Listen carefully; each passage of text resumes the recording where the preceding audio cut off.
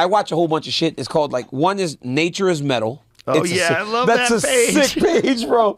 Nature is metal. It's the craziest shit. It's the craziest. Nature is so metal. It is, dude. Some of the shit you see on that page is nuts. But you'll see a bear, and it'll just walk around and it just fucks everybody up. But then when there's a bear that's as big as it starts to question, and it might cower down. But in this situation, Mike Tyson's not going to cower down to Lennox Lewis, so he bites him. Right? He bites him. He probably fell down. I'm going to tell you one thing. And I'll tell you this right now. When I was in that press fight with John Jones, I was still undefeated at the time. And we were at the MGM Grand, and he headbutted me, like put his head on me. So I push him. He's an alpha male too. So the fucker attacks me. Right. Right? So we get to fighting. Oh, boy. So we get to fighting, right? And we're fighting. And Joe, the security guard from the UFC, falls under me. But now I'm on my back as we go flying off of the stage. I will say there was a thought to bite the motherfucker. Because like, what am I doing on my back? Right? Like, I'm losing. Yeah, I'm gonna bite the son of a bitch. I ain't got no mouthpiece in my mouth. Like, and if I would have bit him, that would have been like a reaction for a guy that usually will walk around in most places around this world as the alpha. And then when he finds himself on the bottom as the alpha, he's got to find a way to survive. So that's what Mike Tyson would do. He would go as primal as he could think, how do I survive? It was always survival with this guy. Wow. And if I would have bit him, you'd have been like, DC bit him, but it's not the first time we saw somebody bite a motherfucker down there. Because Mike Tyson did it 3 times. You can't make no mistake against Miocic. He's a tough son of a gun. Yeah, he's tough. He's so tough. Yeah, he's very tough. I was very upset when the Jones-Stipe fight got canceled. I was like, no. I know. We were looking forward to it. Have you ever had an injury like that where it's torn off the bone? No, it was a very odd injury for me to watch too because it didn't seem like it was like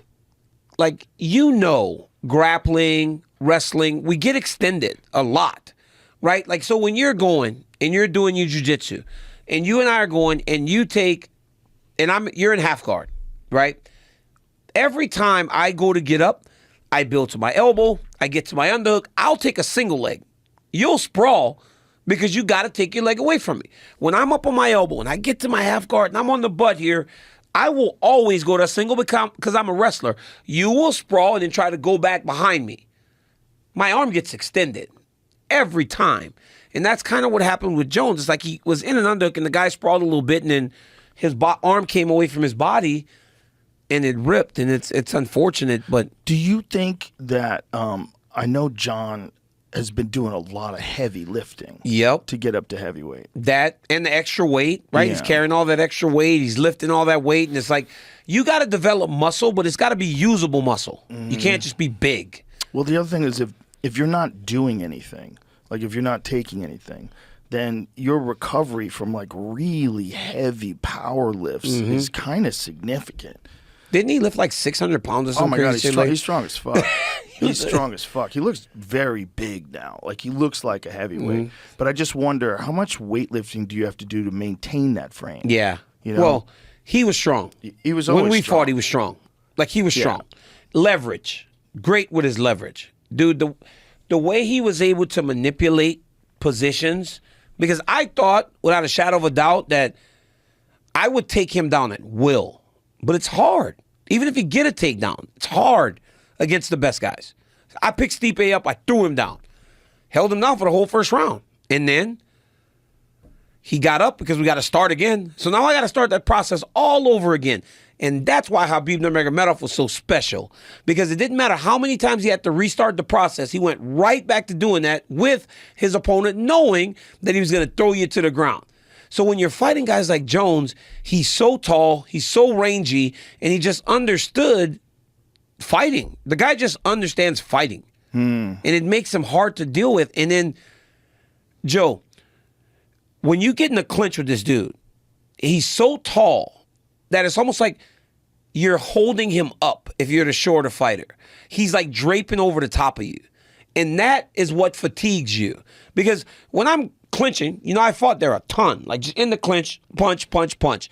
I'm trying to break your posture, He doesn't do that. He pushes you against the octagon, and then he leans. So now you're carrying 220 with your weight up against the octagon, and it's like, and then he's changing level. Then he's spinning, trying to elbow you. The dude just understands fighting and understands how to maneuver his body to fatigue you. It's crazy. He also is the best at managing distance. Oh, gosh. It hurts so bad trying to get close to him. I tell you that, hey, dude, it hurts so bad. Joe, it hurts so bad. The kicks to the body and the knees. Because you know me, like Kane, me and Kane were forward, head movement, get close, punch, take you down. Right.